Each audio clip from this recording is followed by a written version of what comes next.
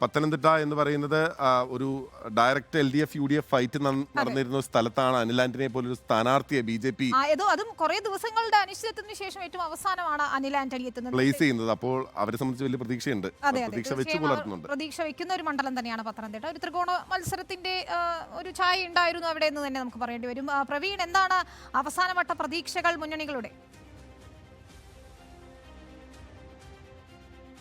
വിനീത, ഈ ത്രികോണ മത്സരം എന്ന് പറഞ്ഞപ്പോൾ പെട്ടെന്ന് 2019 ലോക്സഭാ തെരഞ്ഞെടുപ്പിൽ ഈ പത്തനംതിട്ട ലോക്സഭാ മണ്ഡലത്തിൽ ഒരു മത്സരമാണ് ഓർമ്മ വന്നത്. അന്ന് ശക്തമായിട്ടുള്ള ത്രികോണ മത്സരമായിരുന്നു.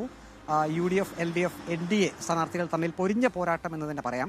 ഇക്കുറിയും സമാന രീതിയിലുള്ള ഒരു പോരാട്ടം തന്നെയാണ് നടക്കുന്നത്. കഴിഞ്ഞ തവണ BJPക്ക് വേണ്ടി K. സുരേന്ദ്രൻ മത്സരിച്ചപ്പോൾ അത് വലിയ ശ്രദ്ധാകേന്ദ്രമായിരുന്നു. പ്രത്യേകിച്ചും അന്ന് ഈ ശബരിമല വിഷയമൊക്കെ കത്തിരുന്ന സമയമായതുകൊണ്ട് പത്തനംതിട്ട ലോക്സഭാ മണ്ഡലം വളരെയധികം ശ്രദ്ധയാകർഷിച്ചിരുന്നു. അന്ന് ഈ പത്തനംതിട്ട ലോക്സഭാ മണ്ഡലത്തിൽ ചരിത്രത്തിൽ ആദ്യമായി NDA ഏറ്റവും കൂടുതൽ വോട്ട് നേടിയ ഒരു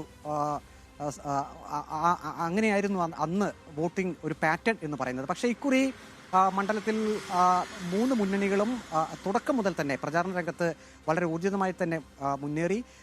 പക്ഷേ ഇക്കുറി അനിൽ ആന്റണി, NDA സ്ഥാനാർത്ഥി അനിൽ ആന്റണി കഴിഞ്ഞ തവണ സുരേന്ദ്രൻ നേടിയ വോട്ടുകളിലേക്ക് എത്തുമോ എന്ന് ഒരു ആകാംക്ഷയുണ്ട്. ഒപ്പം തന്നെ കഴിഞ്ഞ 3 തവണയായി UDF വിജയിക്കുന്ന ഒരു മണ്ഡലം കൂടിയാണ്, UDFിൻ്റെ ഉറച്ച കോട്ട എന്ന് പറയാം.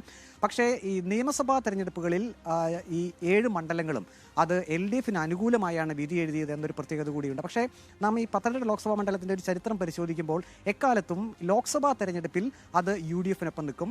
കഴിഞ്ഞ നിയമസഭാ തെരഞ്ഞെടുപ്പിൽ അത് 7 മണ്ഡലങ്ങളും LDFിനൊപ്പമായിരുന്നു എന്നുള്ളതാണ് ശരി. അത് തന്നെയാണ്. എന്തായാലും പത്തനംതിട്ടയുടെ ചിത്രം വ്യക്തമാണ്. ഇനി ആരാകും അവിടെ തിളക്കം കൂട്ടുക എന്ന് തന്നെയാണ് അറിയേണ്ടത്. ഏതായാലും പോളിംഗ് സാമഗ്രികൾ എല്ലാം എത്തിച്ചതോടെ പോളിംഗ് ഉദ്യോഗസ്ഥരെല്ലാം ഇപ്പോൾ സജ്ജമായി. പാർട്ടിയുടെ ബൂത്ത് ഏജന്റുമാരാണ്. അതെ, അവരെത്തി കഴിഞ്ഞു. ഇനിയിപ്പോൾ മോക്ക് പോളിംഗിലേക്ക് പോകും.